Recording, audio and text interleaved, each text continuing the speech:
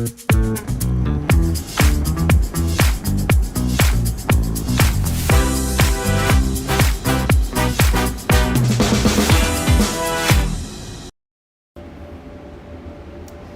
kasih pemirsa Opini, tentunya obrolan pas di sini kita masih lanjut ngobrol-ngobrol bersama dengan Nick. Oke, langsung jawab pertanyaan tadi Nick. Dari sekian banyak biji-biji kopi atau beans ini yang sudah Nick cobain dari lokal seperti ini ada Mantesa atau juga dari luar Bengkulu atau bahkan di luar negeri sekalipun. Nah, yang memang benar-benar Nick, wah ini unik nih rasanya. Kalau itu dari aku mana Nick? sih tahun kemarin masih. Aku nyobain, jadi temanku pulang dari Taiwan, dia bawain Ethiopia kan. Oke.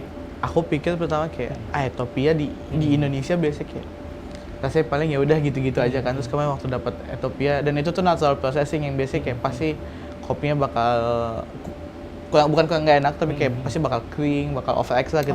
Okay. Ternyata clean banget mas, kayak wah enak banget buat dapetin Ethiopia itu kayak. Ini paling berkesan, tapi kalau kopi Indo jelas aku tahun kemarin, 2 tahun ini nyobain Mantesa yang natural ozonic kayak biasanya dapat natural di Bengkulu kayak apalagi karena classic processing kan ini kayak betul. ozon, karena di ozon dia jauh lebih clean, jauh lebih manis, wangi dan aromatik kayak di Bengkulu jarang banget dapetin sama minggu lalu. Jadi tuh aku pergi ke kebun kan, ada saudara aku punya kebun, terus dia punya Arabica 1 kilo. Dia tuh kopinya kopi biasa, maksudnya Arabica natural classic. Kopi itu sudah 1 tahun mas. Kayak kopinya tuh lupa kalau ada kopi itu sih 1 kilo. Terus dia bilang nih, ada 5 atau 6 kilo aku lupa. Terus aku minta 1 kilo. Aku bawa ke Bengkulu, aku roasting dong. Dari fisiknya tuh agak kurang biasa aja gitu mas. Terus aku roasting. Terus waktu udah di roasting, aku bikin profiling buat espresso kan. Waktu udah jadi profiling buat espresso, aku minum aku bikin hot magic. Aku bikin magic, notes-nya kayak makan Black Forest melted ice cream. Oh, oke. Ternyata disimpan dalam jangka waktu panjang mempengaruhi rasa. Kayaknya iya. Mungkin timbul lebih. Basically kalau kopi udah habis dipanen, biasanya ada masa resting mas, biasanya 3-4 bulan. Biasanya itu habis dipanen, habis dikeringin dia ada getah di dalam cherry-nya kan. Ada di bijinya sorry. Nah getah itu tuh kayak mungkin udah 1 tahun, jadi getahnya udah hilang, udah benar-benar hilang, jadi udah bersih. Terus kayak aku dapat dari fisik, maksudnya kan kita kadang ngelihat dari fisiknya, fisiknya biasa aja nih kayak kurang. Udah di roasting terus diminum, wah enak banget gitu. Jadi happy kan dapat kopi Bengkulu enak lagi gitu. Dan waktu dibikin espresso kayak dapat strawberry Black Forest melted ice cream. Wah, keren, unik. Itu unik banget tuh rasa yang timbul. Biasanya kan cuma satu gitu kalau udah Black Forest atau dark coklat udah itu, atau yang creamy udah sebatas itu aja. Tapi ini memang ada timbul, ada notes kayak makan es krim lah di mulut gitu. Kayak happy banget sih, enak banget kopi gitu. Oke, nah yang pemirsa Opini juga penasaran kok bisa gitu orang menikmati kopi timbul rasanya, ada yang dapat nih ada rasa fruity, ada rasa kacang-kacangannya, atau kok ada spicy-spicy-nya gitu. Sebenarnya itu adalah dari proses tidak ada dicampur apa-apa gitu nih ya. Iya, jadi kalau di kopi itu mas biasanya yang mempengaruhi emang si kopinya. Terus juga proses pasca panennya yang mempengaruhi. Kayak di kopi kita kalau di Indonesia ada natural processing, ada wash processing, terus ada honey processing. Nah kalau natural dia cherry, dia udah dipanen langsung dijemur sampai kering, terus dipulp kan. Terus kalau wash dia dicuci sambil dipulp, terus dicuci lagi baru dijemur. Jadi getahnya benar-benar hilang. Kalau honey processing mungkin mikirnya pakai madu kan. Basically setelah biji kopi dipecah, itu tuh ada lendir-lendirnya mas. Itu yang dibilang honey, jadi mereka dijemur sampai kering pakai si lendir-lendirnya itu. Makanya dibilang honey processing, jadi kopinya jauh lebih manis, jauh lebih wangi. Natural bakal lebih fruity dan funky. Kalau wash dia jauh lebih clean, dia biasanya floral, aromatic, bau bunga-bungaan, lebih kayak gitu. Terus mungkin orang bakal bingung, kok bisa sih ya kopi ada rasa gitunya? Basically kalau aku ngerasain adalah semakin sering kita minum kopi, misalnya minum filter nih mas, basically lidah kita, si palate kita tuh benar-benar bisa ngerasain, udah kayak gini. Terus seberapa sering kita udah nyobain buah. Kalau aku sih ngerasain kayak gitu, kayak makan buah, semakin besar persepsi kita buat makanan, itu makin mudah buat dapetin si rasa di dalam kopi. Tapi di industri kopi sekarang itu tuh juga ada infused coffee.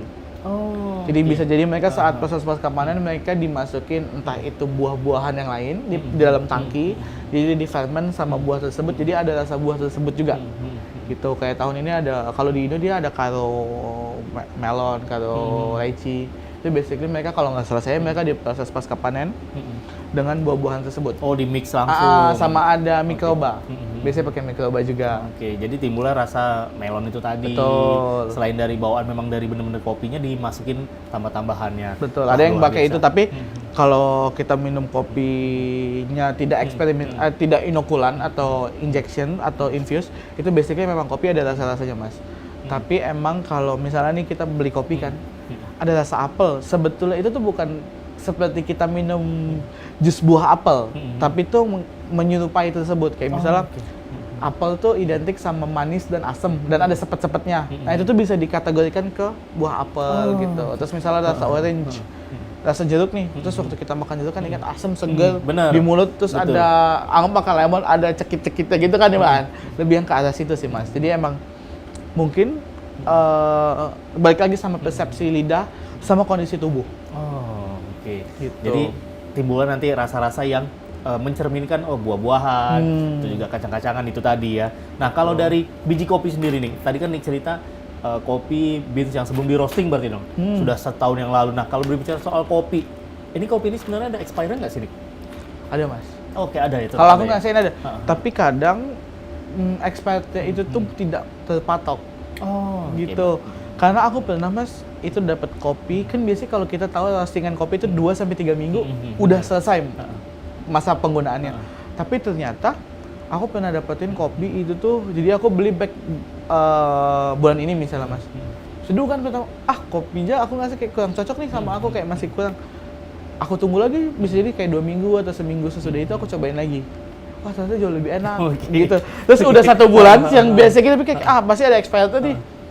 Udah, baunya udah mulai kurang kan, intensitas, terus digiling, terus diset, wah jauh lebih enak. Itu tuh juga ada juga, Mas. Tapi memang kembali lagi gimana cara kita nyimpen. Itu juga berpengaruh. Kalau misalnya di dalam bag seperti ini, itu tuh bisa 2 sampai 3 minggu sampai 1 bulan lah. Itu bakal apok, Mas, kalau belum sudah dibuka. Tapi kalau belum dibuka bisa 1 bulan lebih itu masih bisa. Tapi kalau aku sekarang kadang kalau lagi dapat kopi yang rare, yang susah didapetin, aku biasa masuk plastik vakum, terus aku masukin freezer.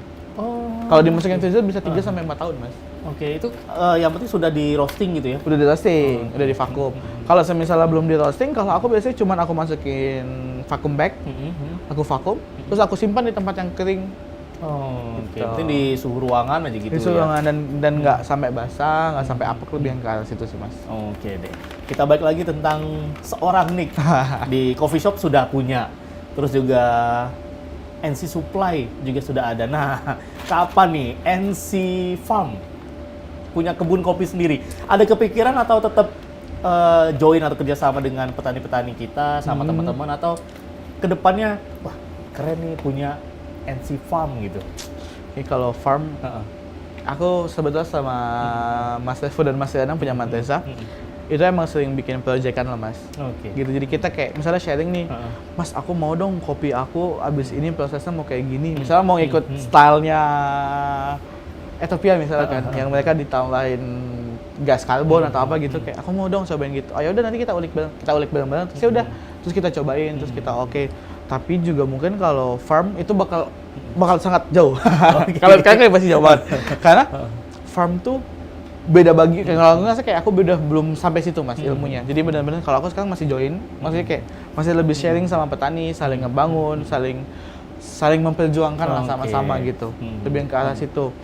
Tapi ya misinya sekarang sama, kita mau ngenalin industri kopi, bahwa industri kopi di Indonesia tuh sangatlah berkembang dan sangatlah menarik. Betul. Gitu. Benar, apalagi di Bengkulu ini dengan banyaknya kebun kopi yang ada di Bengkulu ini. Bahkan yang saya nggak nyangka juga, ternyata di daerah Seluma pun juga, yang daerah mayoritas dekat pantai gitu, yang banyaknya kebun sawit, ternyata mereka juga punya kebun kopi. Betul.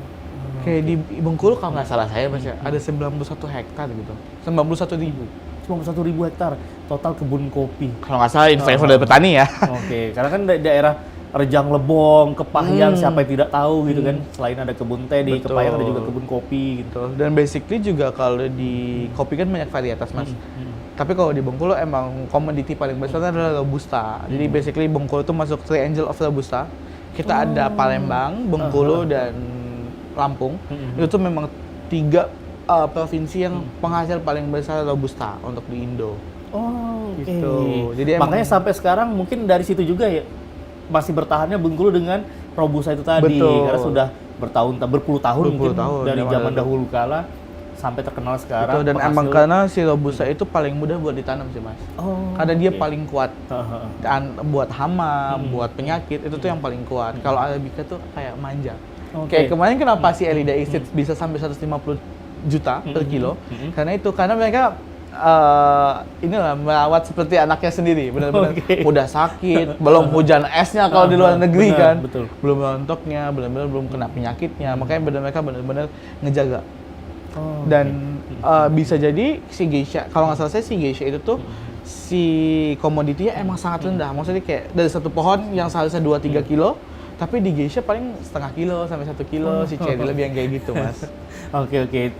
Itu juga mungkin yang menjadi faktor di Bengkulu ini, salah satunya juga bahwa banyaknya kebun kopi untuk Robusta ini, karena dengan iklimnya Bengkulu ini gitu, nggak semuanya daerah pegunungan gitu ya. Terus juga kita juga di dekat pantai, jadi memang cari kopi yang tahan banting cuaca Betul. apapun gitu. Akhirnya Robusta itu sendiri. Robusta. Oh, oke. Makanya Dan kalau Arabica pun kayak kenapa Ateng Super dan Siga Gara Lutang, itu karena mereka punya klon Robusta Mas. Ada beberapa pesannya itu Robusta, makanya dia punya tasting notes lebih kayak coklat, nutty, spice, kayak mirip-mirip sama Robusta lah, ada mirip-mirip sama Robusta gitu. Jadi dipengaruhi rasa dari situ ya. Oke, luar biasa sekali obrolan kita hari ini nih. Asik. Thank you banget loh Nick, Sama-sama, sudah Mas. datang ke Studio Opini dan juga sudah nge-serve kita di sini Asik. dengan kopi yang enak ini. Dan untuk Anda pemirsa Opini, jangan lupa ya bisa langsung mampir ke NC Plus atau juga Nick Coffee. Bisa nanti ketemu langsung sama ownernya, ngobrol-ngobrol tentang seputar kopi. Sekali lagi terima kasih banyak, sukses terus untuk Nick. Dan juga untuk Anda pemirsa Opini, jangan lupa tonton terus Opini hanya di TVRI Bengkulu. Saya Iqbal Fatwa pamit undur diri dulu. Wassalamualaikum warahmatullahi wabarakatuh. Sampai jumpa.